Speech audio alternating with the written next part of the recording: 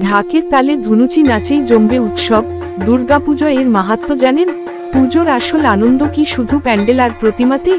না, এর সঙ্গে জড়িয়ে আছে ধুনুচির ধোঁয়া আর ধুনুচি নাচের ঐতিহ্য।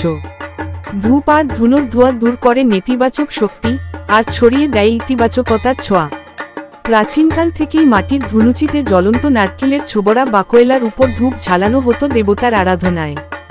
ধুনুচি নাচের শুরু হয়েছিল জমিদার বাড়ির পুজোয়, পরে ধীরে ধীরে ছড়িয়ে পড়ে বারোয়ারি পুজোতে, আর আজ তা পুজোর অবিচ্ছেদ্য অঙ্গ।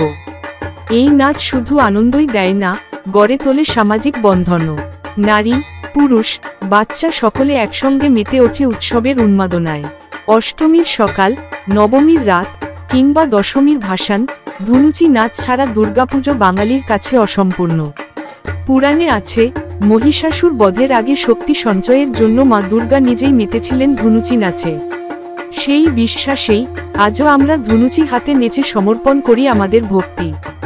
ধুনুচির ধোঁয়া, ঢাকের তাল আর নাচের উন্মাদনা, এ যেন বাঙালির কাছে দুর্গাপুজোর আসল প্রাণ।